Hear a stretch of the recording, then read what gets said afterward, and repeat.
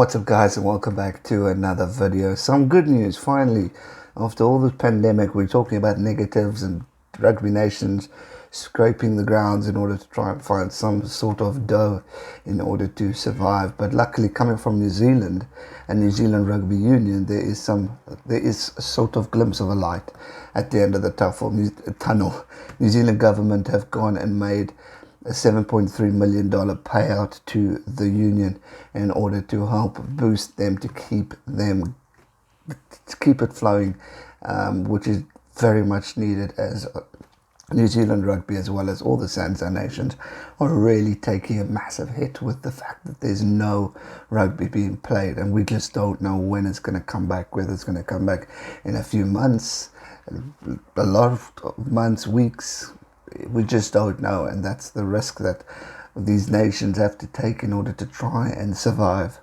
According to the report from staff, the country's governing body, New Zealand Rugby, has attained about half of that payment, totaling into 3.6 million after filing applications due to hardship caused by the pandemic. The report states that New Zealand Rugby claimed for 532 staff members receiving $6,933 per staff member.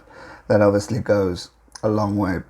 The payout comes after the organisation slashed 20% of its staff's pay at the beginning of the month, which at the time New Zealand Rugby said it was able to do with the assistance of the government's subsidy.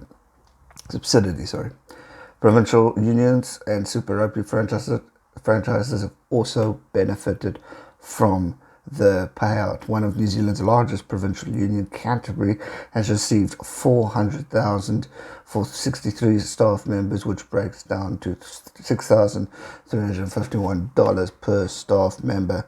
Other larger unions have received significant payouts, with Otago being handed $267,000 for 38 staff members, while Auckland has been handed more than $250,000 for 37 staff members. So great news that there is some sort of money trickling in, but top All Black rugby players are set for a pay cut, of pay slash actually, and unfortunately, as hard as it is, it's rightly so, because you've got to look at the top players who are really knocking the finances within. I mean, Beauden Barrett will be one of them, your top stars who are really earning a hell of a lot of money.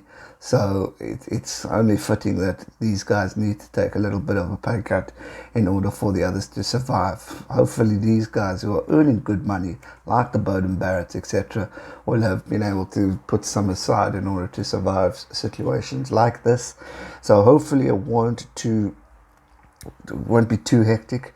But a guy like Beauden going into the future, I mean, he's going to be earning millions and millions because of the caliber of quality this player's got, and especially when he decides to hang his boots up with New Zealand Rugby and go play overseas, he's going to be coining it just like Daniel Carter. And that's not if. I mean, he's been on a break the whole year, really, after the World Cup. So he's definitely, I think, doing okay if he can afford to do that. Obviously, he would have gotten something from the unions, but in order to just sit back and relax a bit, it definitely shows that he can do it. While pay talks between New Zealand Rugby Players agents are ongoing, the New Zealand Rugby Players Association boss Rob Nichol revealed on Tuesday that higher paid players will have to shoulder the burden to help New Zealand Rugby survive the economic downfall that the pandemic has brought.